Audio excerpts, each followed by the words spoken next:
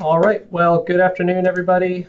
Again, appreciate you being here this afternoon for the U.S. Coast Guard Academy Missions Partner Webinar Series. Today's webinar is going to be on the interview process and the new process for the 2018-2019 application season. So I'm joined today by Mr. Walt Hansen, who has been one of our recent and past missions interview coordinators. So I'll just have Mr. Hansen. Walt, if you want to quickly introduce yourself to everybody. Hi, everybody. I'm here in Tennessee, so I'm looking forward to working this year with Paula Smith as a joint interview coordinator. Wonderful. And if Paula is able to join us, she's coming in from Alaska. So if she's able to join us in the presentation, I'll bring her online as well. So Walt, I appreciate you being here with me today to discuss these interviews. So I'll place you back on mute temporarily and bring you back online in just a minute. All right, so let's get started. So a little background on the interview process. Typically, the way the Coast Guard Academy conducts its interviews and what we have done in the past is we have a semi-structured interview. The semi-structured interview meaning that it's a combination of both kind of set and expected questions that are predetermined by the admissions office, and then kind of open dialogue, open-ended responses. The purpose of the interview is obviously to gain insights into an applicant's character, into their motivation to join the Coast Guard Academy and serve in the U.S. Coast Guard. It's also to assess, to a certain extent, a student's fit at the Academy or in this type of learning environment, or their compatibility overall with this type of environment. We give the students opportunities to discuss extenuating circumstances of their applications, whether or not they received a grade that is, subpar due to their standards, and they want to, express or describe why that may have been, or SAT, ACT scores that were low. Maybe they were going through a difficult time in their life at that point, and they've, taken the test again multiple times and have improved every single time since then. Or to expand a little bit upon parts of the application and ultimately seek out the unknown unknowns. So many times in the past, what I've seen is some people, when they go to interview students with the open dialogue, kind of more unstructured forum, they just recap the student's application. So they say, tell me about yourself, and then they write all that down, most of which is already captured in the student's application. So they'll ask, what are your grades and test scores, which is something that we'll talk about in a little bit. They'll ask other questions that are a little bit more open-ended, maybe about their leadership or activities, or maybe about their potential at the Academy. But for the most part, many of the things that have been captured on interviews in the past have been repeats of information already existing on the application. So really the purpose of our move with this year's interview is to really seek out those unknown unknowns and get a good picture of the student and really standardize the questions that are being asked across the board. So before 2018, before this year in this application cycle, interviews were optional. They have been optional in the past, and they were requested by the applicant after the applicant submitted their application. So the student would go in, they would submit their application, they would call our office or contact an admissions representative, including our admissions partners, request an interview, and that's kind of how they got the ball rolling. It's going to be a little different this year, and I'll get into those details shortly. Like I had mentioned, interviews were typically more open-ended or unstructured. We're switching that up this year. Our past interview coordinator, Mr. Chris Ware, one of our auxiliarist admissions partners, fantastic job in the role, really set the foundation and the precedent for such a great program, and then handed off the baton to Mr. Walt Hansen, who joins us today. And recently, as of this year, because of our new system that we're establishing with interviews, we brought a second interview coordinator on, Miss Paula Smith, mother of one of my classmates, Shay Winterberger. And Paula is going to be in Alaska, and Walt and Paula are going to split the interview process, not geographically, but more so as far as time frame week to week and kind of workload in general. So we'll make sure to make sure it's a smooth transition there and smooth communication for all responsibilities. Just going by the numbers here, in 2015, our office conducted 256 interviews. 23% of those people interviewed received appointments. not 23% of the overall applicants. These are just numbers for interviewees. By 2018, that number had increased as of this last year by almost 150 students, up to 400. And 19% of those people earned appointments. And projected for this year, we're expecting to interview more than 750 students with a less than 10% appointment rate from those interviewed students. So it'll be, the appointment rate may be a little bit higher than that. So stand by on that, but those are some of our numbers that we have seen in the past. Changes to the 2018 application interview process this year include this statement, which is the statement that our office is going by for all application interviews this year, which is the Coast Guard Academy Admissions Office will identify those applicants who we need amplifying information on in order to make an informed admissions decision. So it's not that all appointed students will be interviewed. It's not that all students will be interviewed who are not appointed. It's not that all waitlisted students are interviewed. It's that we will select students who need to be interviewed based on the fact that we need more information on their application to make the best and most informed decision possible. So we are trying to move forward towards a more 100% compliance with all interviews. I think right now with the available technology and our growing admissions partner support program up to about 900 members strong, I think we're now able to accomplish something along those lines. So the interview this year is no longer optional. It's not an opt-in by the student. We will find the students and identify those students who that we desire to interview. We also added the second interview coordinator this year, which is new. We conducted and created mandatory and standardized questions. So you'll have 5 standardized questions that you'll be reading from at a minimum. And then from that, you can go into more open-ended questions. And if you look on the document section of your partner portal, you'll see the interview summary, which has other examples of questions to kind of get the conversation rolling or put off into another direction in addition to the mandatory questions we ask. We also are providing a new interview summary form. So if you visit the website, those materials are available through the admissions partner portal and through the partner website. You'll be able to find the interview summary form. It's the same URL as it has been in the past, and you'll be able to enter the information there. When you hit submit on that, just be mindful that it may take a couple minutes to process, but in the end, that will be sent to me.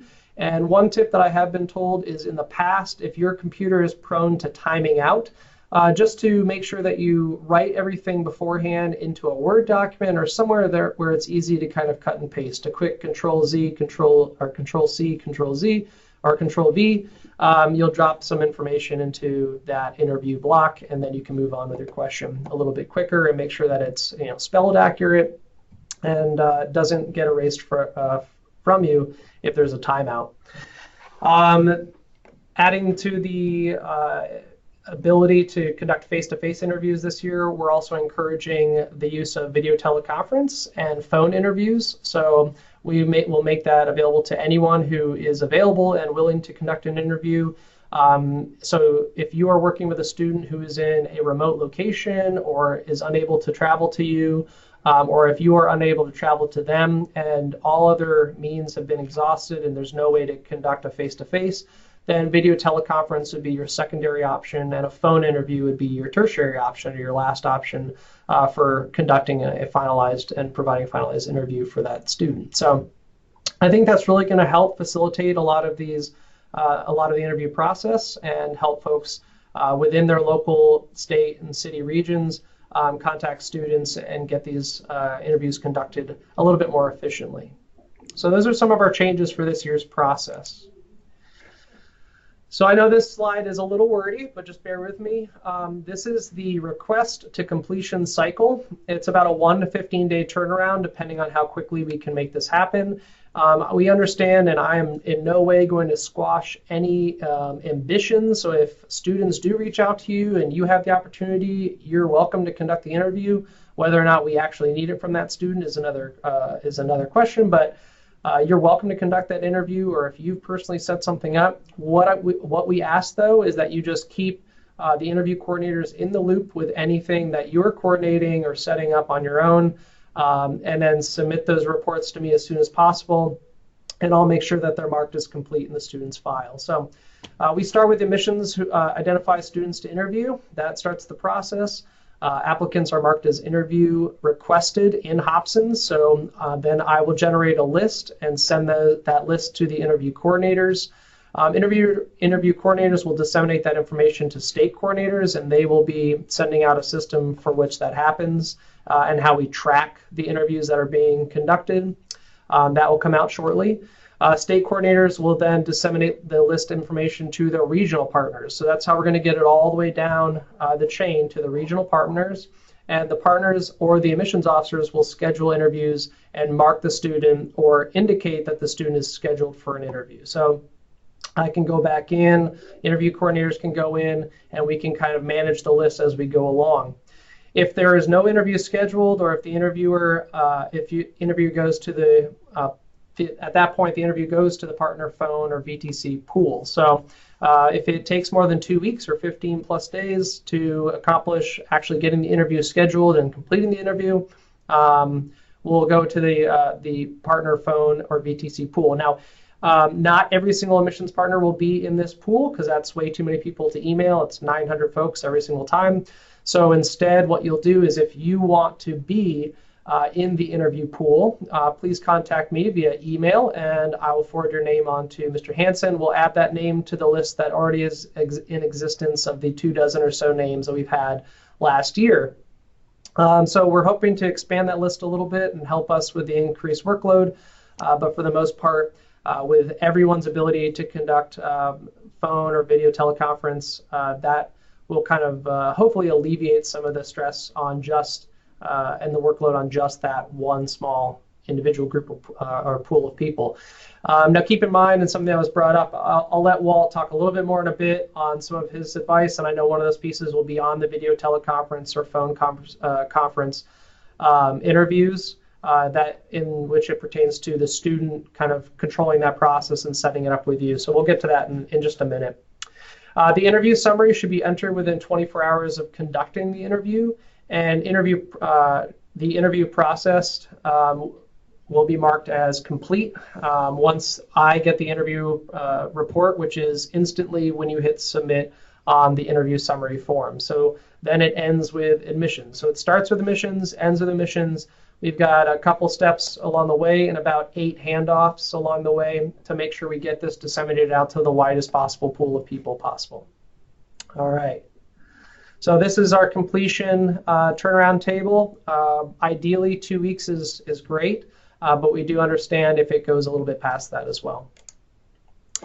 So preparing for interviews, you're going to want to pick the time and location, and then you're going to want to also coordinate that and make sure that you and the interviewee are both on the same sheet of music as far as where you're meeting and when you're meeting. You want those to be in public locations, or at least in locations where two-person integrity can be maintained, or meaning that you are surrounded by other people and the applicant, and it's not just you and the applicant necessarily alone somewhere. So we recommend places like schools or libraries. If you have places like if there's a scout meeting that you can meet someone out at, or a Civil Air Patrol meeting, or if you can meet in a public place. I know some people use cafes. So those are various different options. Now, obviously, you want it to be comfortable, and you want it to be private enough or quiet enough of a place where you can kind of focus on the interview process itself. If you're in some areas, maybe it's a school, but it's at lunchtime in the cafeteria and there's 100 people shouting and yelling, it's not going to be such an easy place to conduct an interview. And then also choose appropriate times. So in addition to selecting appropriate times, make sure you establish a start and end time with the applicant. So it's not just, hey, we're going to meet at 1700 Central Standard Time at this location. Are you available? Please confirm and reply back to me. This interview is only scheduled to take an hour. And when you do schedule that, make sure you stick to the schedule. So next is you want to know your audience. So know who you're talking to. You'll know the student's name, you'll know some of their personal information, which you want to guard and keep confidential. But know your audience and know the academy and the academy's mission, and just be mindful. We'll talk about some of the challenges and pitfalls coming up in a little bit. But there are kind of anecdotes of interviewers for college applications interviewing students and saying some things that are kind of insensitive to the student, whether it's comments on their socioeconomic status or comments on race, ethnicity, religion. We've had, there's been stories that are out there of interviewers sitting down with students and all of a sudden it becomes a talk about religion and how they should, practice a certain religion, or they sit down with applicants and they start talking about the socioeconomic status and how maybe that type of socioeconomic status isn't well known at the academy or very prevalent at the academy. So those are kind of topics you want to avoid. Just be sensitive to the student. And remember who you're serving ultimately in the interview process. It's to help the student gain more insight into the academy and help the academy gain more insight into the student. So you're going to want to review your interview guidance, which is current and published in the document section of your admissions partner portal, including the interview summary. And you want to print that summary so you have those mandatory questions handy to write and to record to. Also record CGA information, make sure you're up to date on all your policies, because you may get questions there that you weren't anticipating, and maybe you need to respond to something that the student has a question on. In the interview preparation phase, you want to explain the purpose of the interview, so make sure you know what that purpose is, and it's going to be a nice, easy, straightforward purpose statement. So the purpose of this interview is to gain more insight into you and your application to the U.S. Coast Guard Academy. So make sure you state that before you start the interview. And then, of course, make sure you're equipped with all your appropriate materials, pen, notepad, summary, interview summary, your admissions partner uniform. And then in some cases, a second reviewer actually doesn't hurt. So if you have the resource or if you know someone who's a new admissions partner and you've been doing many interviews and you want them to tag along and learn from you, invite them along. It's great to be asking questions and also have a recorder there to record questions, record answers as you're kind of carrying on this conversation with the student. So those are some good helpful hints for interview preparation. Following our professionalism at all times as an admissions partner, we expect here in the office that you continue to follow the AAP expectations. So that's expectations when it comes to conduct with these students and these applicants, expectations when it comes to appropriate touching or appropriate questions or appropriate interaction with these students. So please, brush up on your admissions partner expectations, which can be found in the document section of your Bears Den portal. You want to dress appropriately, start on time, and stay on schedule. Remain confidential. So any contact you make with students before the interview or leading up to the interview, make sure that you're only contacting them individually and not sending their information or your correspondence out to every interviewee that you are going to be interacting with or every student in your state or your region. And then ultimately, and most importantly, protect personal identifiable information, or PII. That can even include first name, last name, email address, phone numbers, addresses, city, state, zip code. So please, please keep those things confidential. Please don't share those over email, and try to limit the amount of exposure people have, or limit the amount of materials that have those things written on them. Only make promises you can keep. It's not fair to sit there with a student and to say, I am, this sort of alumni, or I have these sort of connections, and we can make this happen, or I think you have a very good chance. Hinting at an applicant's chances of acceptance or hinting at an applicant's promises you can make to an applicant can ultimately be damaging. So just be mindful of that and be careful of the promises that you make. Avoid asking questions about grades or test scores. So I brought up previously about the grades test scores thing. If you read things on college interview process, what you'll see is that students can easily get defensive based on the types of questions that you ask. And if they're pointed questions that kind of target a student's background for grades, test scores, things of that nature, a student may not be as inclined to open up and talk about other areas of their life when they're immediately put on the defensive for things of that nature. So just be mindful of that. I would ultimately avoid asking questions about grades and test scores, knowing that if it's specific grades, like what are your SAT scores, what are your chemistry grades, because you can ask more open-ended questions. What's your strength, what's your academic strengths, where your academic weaknesses. Those are a little bit more open-ended, and it allows a student to kind of more easily warm up to you in the interview process. Please don't take pictures of the interviewees. So please do not take any photographs of a candidate. You do not need them for your records. We don't need photographs of candidates. I won't confirm or deny that this has ever happened. I've never been informed of anything like this, but I just want to put it out there that it would be considered inappropriate behavior and to avoid entirely.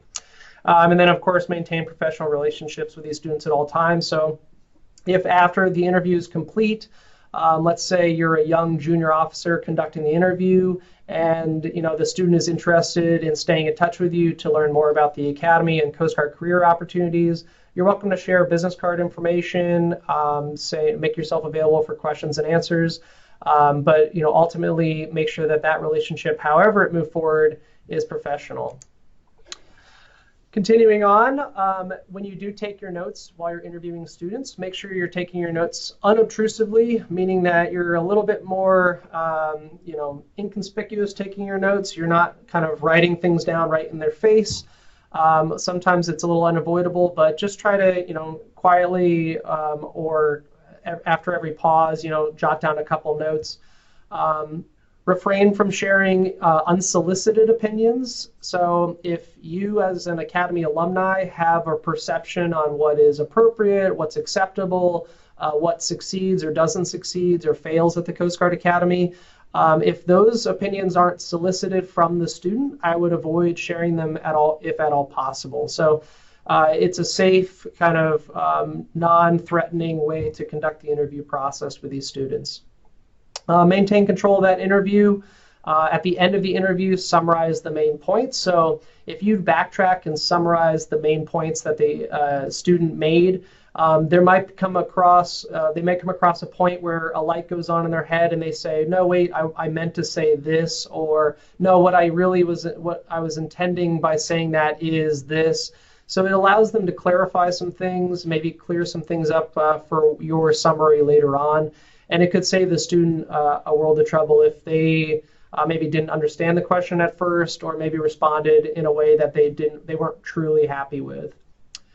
Open-ended versus yes/no questions. So if you ask questions like, do you think you will succeed at the Coast Guard Academy? You may only get a yes or no answer. And then it's going to be just silence between you two. So if you ask more open-ended questions like, what has prepared you to be successful at the Coast Guard Academy, or how do you see yourself being successful at the Coast Guard Academy, those hows and whats, those are a little bit more open-ended. And if you avoid yes/no questions, you'll get much more kind of pertinent and profound answers from a student. It'll go a little bit deeper than just that surface, like, yep, I can make it, no, I can't make it. Yes, I'll do well at math. No, I won't do well at math. So those are things to keep in mind as you're professionally conducting the interview. Silence is golden. So when you ask a question, sometimes the best thing to do is when the student answers the question to what they think is its entirety, if you just take a quick pause, maybe 3, 4, 5 seconds, and if you sit there for 5 seconds, it actually feels like a long time, especially in more of a stressful situation like an interview scenario. The student will be encouraged to fill that space. So if you just sit there and kind of jot some notes and look at them, or ask if they have anything further, oftentimes they'll just fill it by itself. You may not even have to ask. They'll just, silence. That silence is golden technique is pretty key, and it's really great to see the elaboration on many of the answers. And then after the interview is complete, submit your summary as soon as possible. And we ask within 24 hours. So when the information is fresh in your mind and you can go back and submit the summary, that's when it's going to be the most impactful and the best interview summary, and capture everything we need to on that applicant prior to submitting it to their application. some of the challenges that you may confront out there. Communication is key, from everything from scheduling the interview to working with the interview coordinators to working with folks in our office to clarifying questions. So please make sure that you're not keeping a secret, and if you see that an interview needs to be scheduled and you schedule it, if you don't follow up that it's been scheduled or that it's been conducted, and submit the summary, then we'll never know, and we'll just repeat, double up, triple up, or quadruple up on efforts.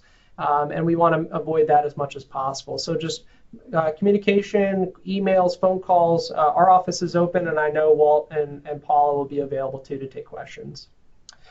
So work around the students' schedules. Some feedback we've heard in the past is that students are very busy throughout their academic year, and rightfully so with our application pool.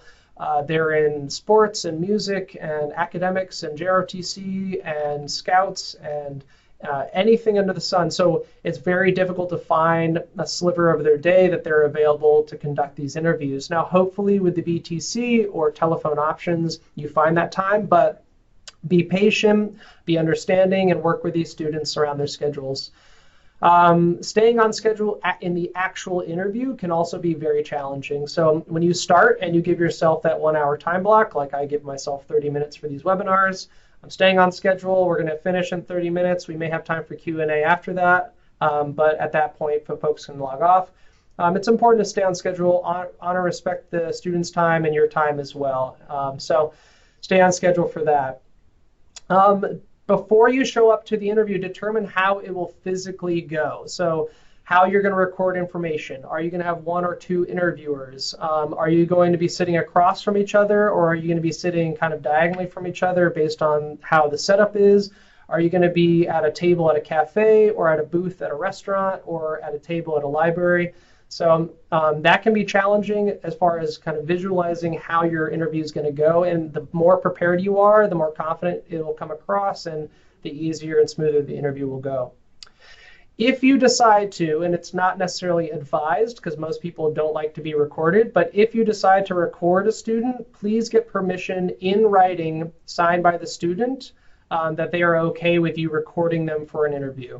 I've never had any follow-up or feedback from a student about being recorded, but please be mindful if you choose to do so that you need to get permission before doing that. Recapping the interview is important, and it can sometimes be a challenge if you forget things that they said, but it may alleviate some hardship in the application later on if they can get down exactly what they wanted to say or exactly how they wanted to answer a question. So just give them a chance to hear what they said. Or if you want to share what you wrote, you're welcome to do that as well. Not everyone you interview will gain an appointment. And this is a very difficult point for a lot of our admissions partners. They establish great professional relationships. They think that a lot of these students, and many of them are, they're rock stars. They're great applicants. They could really make an impact here. But not everyone will gain an appointment. As you saw, we're going to interview more than 750 students. Maybe only 30–40% of those people get appointments to the academy. So it really is dependent upon many different factors. It's not just the interview. You are not the sole reason why someone wouldn't be appointed to the academy. It's that part of that holistic review process that either strengthens or weakens an application. The interview alone can affect a student's college decision. So this isn't necessarily the decision we're granting an interview, we're granting an applicant, is the decision a student is making to choose a college. So just like a bad campus visit can push a student one way or another, or can make the student's mind up for them and they'll say, I never want to go back to that school ever again. So can a bad interview. So if they were to sit down with an interviewer, and maybe they're an alumni or an active duty member, and everything about that interview is off, and maybe it could be the fault of the interviewer, it could not be, it could be a bad day, but just keeping that in mind, that's a bit of a challenge that not a lot is at stake, but things could be affected just by how that interview proceeds. So the more prepared you are, the better it can go. And then remember who the interview ultimately serves. So some folks think like, oh, this is really just for me to prove how much I know about the academy, when in reality it serves the applicant, it serves the admissions office. So just remember who ultimately this interview process serves. And that's all we have. I'll take some questions now. We're right on time. I'm also going to unmute Mr. Hansen here. So Walt, I'll give you a minute. Walt, if you have any follow-up or any things that you find important in the interview process or things you want to touch on now, I'd like to hand the mic over to you. Go ahead. Okay. Well, the one thing I'd like to pass is from this past year, there was a lot of people who were able to do video teleconferencing. And I'll credit Jim Cortez.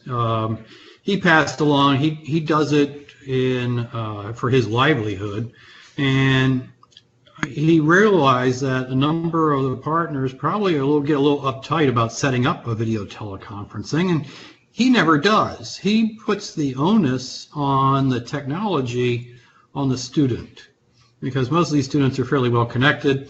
He'll call them up and say, hey, we'd like to meet for an interview. If we want to do a video teleconferencing, I'll tell you what, why don't you go and set it up and send me the instructions for logging into you, and then we'll start.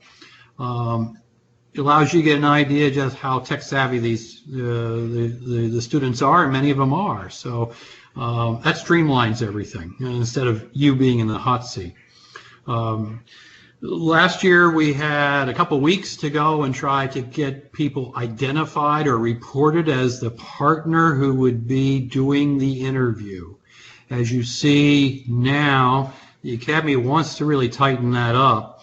And who is going to be the partner who's conducting the interview, we like to know within that week of the admissions, identifying the list, identifying, here we got some requests out.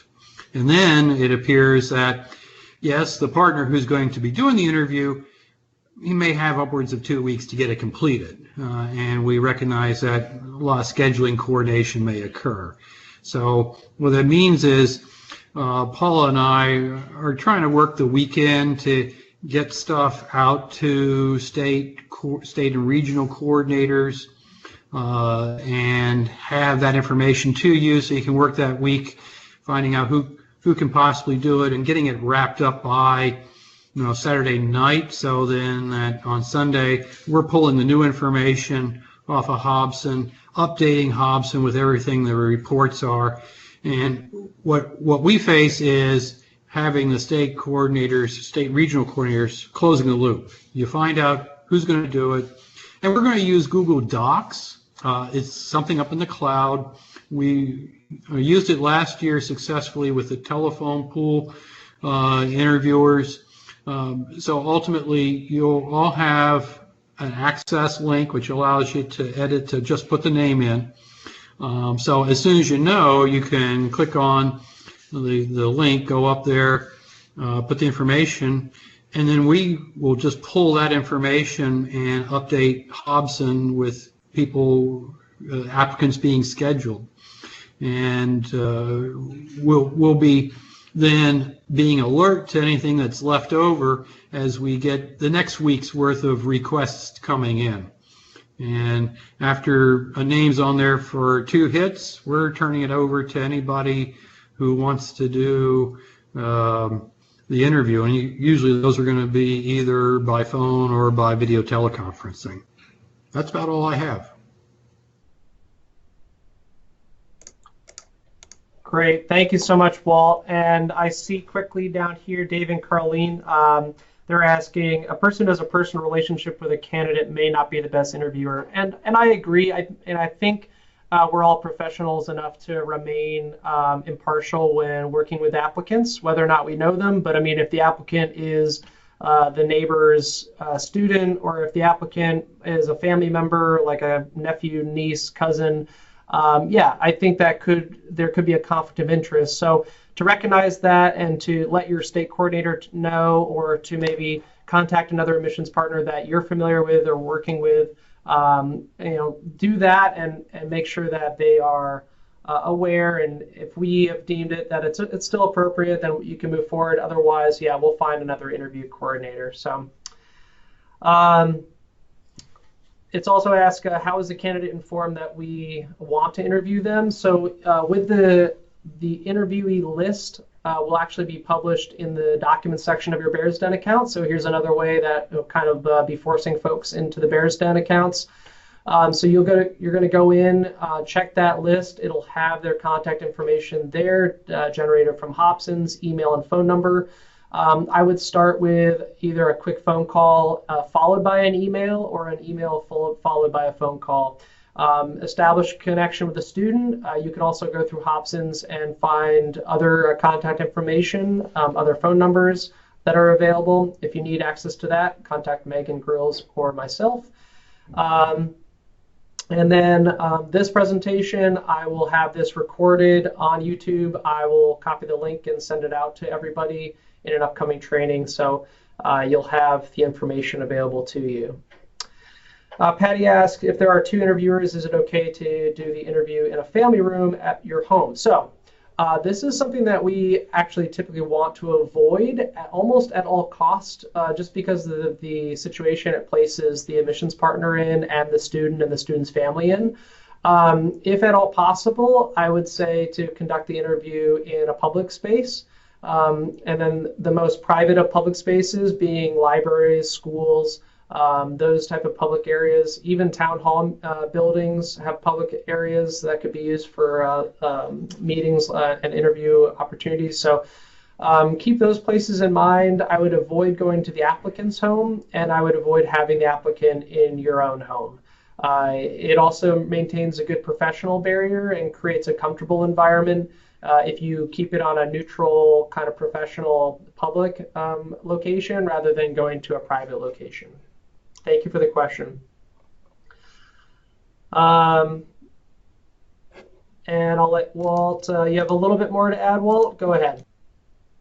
Yeah, this year will be different for the messages going down to the state regional coordinators. Last year we had a lot of information flowing, which would include the PII, and that was a frustrating point on the part of the admissions. So we came to agreement that what we're going to be doing is because the partner portal has controls, passwording and the like, all the information that's going to be needed for the partner who's going to be doing the interview to basically get in contact with the interviewee will be there in the partner portal. What the state regional coordinators will have basically kind of like a John Doe, a John D, who lives in this city and state and has this zip code. Can you find somebody to go do them? And then once you have that person identified, they're going to go in and get John D, city and state, off the partner portal and find out what their full name is, and then they'll have the email and the phone number and their address should that be needed. So it's a 2-part process. A little more to protect the information for the applicant, because I noticed last year state regional coordinators would basically cut and paste and then send all the information out to all the partners, and we'd have stuff flowing around. So we're trying to control that better, but in so doing, it's going to put an onus on all of our partners to really start using the partner portal more. And then it also allows us to use Google Docs as a central core by which the state regional coordinators will be reporting who the partner is that's going to be assigned to an applicant without really revealing who that applicant is. We'll know because we can look up the applicant just as much as anybody else can. And that's all I have. Thanks, Alex.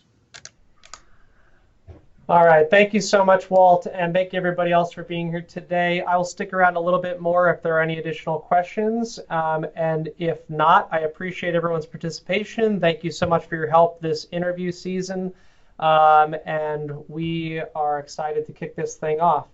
Mr. Bob Olds asks, will 100% of the appointees have been interviewed? In other words, are you going to designate students for interviews who are seriously being considered for an appointment? So there will be different points throughout the application process in which we make selections for who's being interviewed. But like we had mentioned in the beginning, our tagline for interviews this year is, if we need amplifying information to make an informed admissions decision, we will request an interview from a student.